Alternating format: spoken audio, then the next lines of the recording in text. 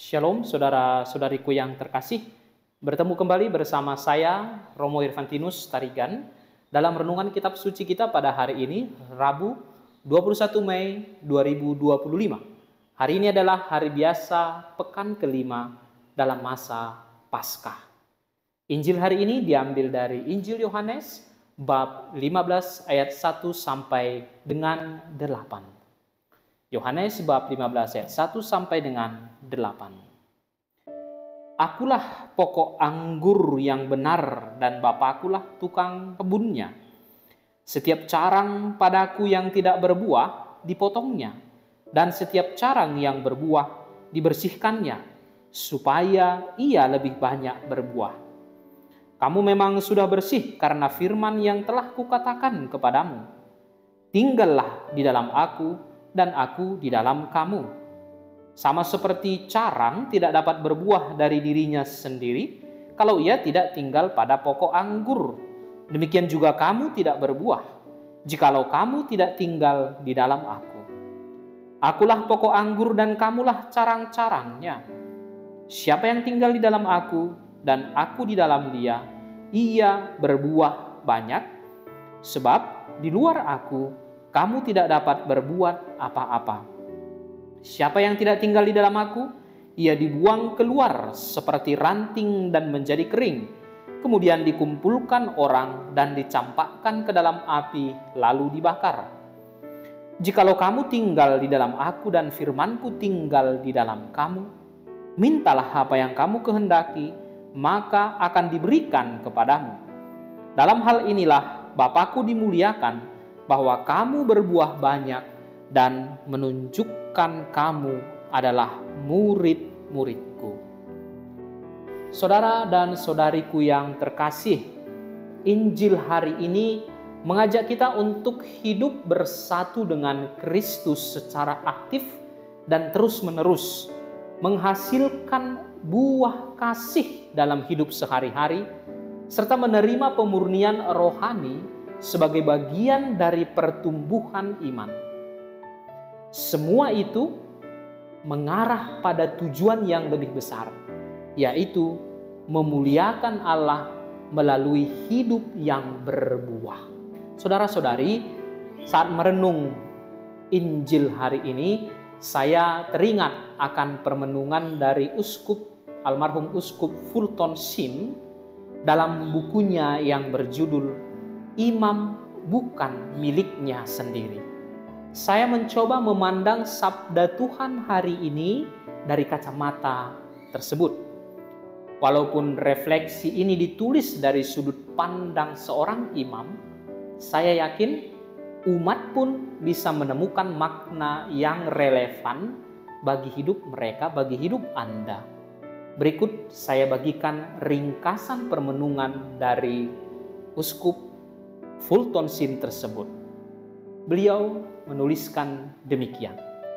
Imam bukanlah miliknya sendiri. Seperti yang dikatakan Rasul Paulus, kamu bukan milikmu sendiri, sebab kamu telah dibeli dan harganya telah lunas dibayar. Karena itu muliakanlah Allah dengan tubuhmu. Sebagai orang yang telah menerima sakramen imamat, kita menyebut diri kita imam. Namun, pernahkah kita mendengar seorang imam berkata, "Saya ditahbiskan sebagai sebuah kurban," atau "Saya sedang belajar untuk menjadi sebuah kurban"? Imam adalah gembala, tetapi sekaligus domba.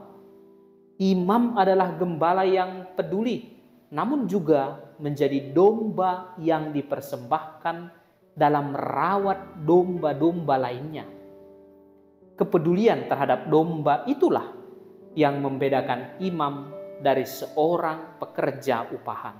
Oleh karena itu, umat paroki bukanlah sekadar orang yang mengganggu. Mereka adalah hati, mereka adalah tubuh, mereka adalah darah para imam. Imamat akan menjadi sempurna hanya ketika kita memecah-mecahkan roti. Roti itu adalah tubuh kita sendiri.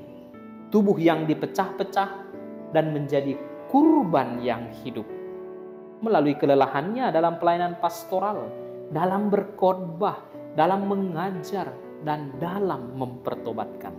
Santo Agustinus mengatakan bahwa tidak perlu mencari domba di luar diri kita untuk dipersembahkan kepada Allah. Setiap orang di dalam dirinya memiliki sesuatu yang dapat ia salibkan dan kurbankan. Imam adalah tangga Yakub. Kakinya menancap di bumi dan puncaknya menyentuh surga. Imam membawa doa, persembahan, serta segala syukur dan keluh kesah umat naik kepada Allah dan kemudian membawa berkat-berkat dari surga turun kepada umat. Namun, seperti Yakub, para imam seringkali gagal menyadari kedekatan Allah dan kebesaran panggilan mereka. Para imam lebih sering menyadari kaki tangga, yakni kemanusiaan mereka, daripada puncaknya yang menyentuh surga. Kemanusiaan memang lebih dekat kepada kita. Kita bisa merasakannya, sementara puncak tangga hanya bisa kita lihat dan rasakan melalui iman. Apa yang dilakukan para imam untuk menguduskan diri mereka juga akan menguduskan dunia. Ketika gembalanya malas, dombanya kelaparan. Ketika gembalanya tidur, dombanya hilang. Ketika gembalanya korup, dombanya sakit. Ketika gembalanya tidak setia, dombanya kehilangan arah.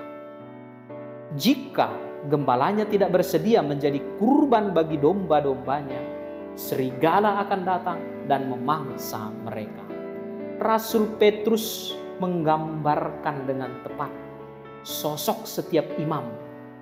Di satu sisi, ia rendah hati. Di sisi lain, ia sombong. Ia tegas dalam menyatakan kesetiaan, namun kemudian menyangkal Tuhannya. Petrus begitu kudus dan adikodrati, namun juga begitu lemah dan manusiawi. Ia meninggikan Tuhan yang ia cintai sebagai Mesias Putra Allah, namun hanya karena takut kepada seorang pelayan wanita, ia menyangkal Tuhannya. Di dalam diri setiap imam terdapat dua sisi. Sisi manusiawi yang membuatnya menjadi manusia biasa, dan sisi imami yang menjadikannya sebagai Kristus yang lain. Setiap imam yang buruk tidak jauh dari menjadi imam yang baik, dan setiap imam yang baik selalu berada dalam bahaya untuk menjadi imam yang buruk. Batas antara kedosaan dan kesucian begitu tipis. Ketika para imam menjauh dari Yesus, matahari sejati itu, mereka akan merasa kedinginan dan mencari kehangatan di sudut-sudut dunia. Saat itu, Kristus melihat para imam dengan mata kesedihan, namun matanya selalu penuh dengan pengharapan. Di penghujung hari yang panjang, ketika kelelahan terasa setelah segala yang dilakukan demi Kristus, para imam dapat merasakan dalam tubuh mereka jejak-jejak penyaliban Kristus. Nanti, ketika mereka berdiri di hadapan Allah untuk dihakimi, Allah akan bertanya, adakah keturunan rohanimu? Adakah engkau berbuah? Allah tidak berkenan pada kemandulan. Maka dia akan terus bertanya, berapa jiwakah yang telah engkau kembalikan kepadaku? Itulah buah para imam.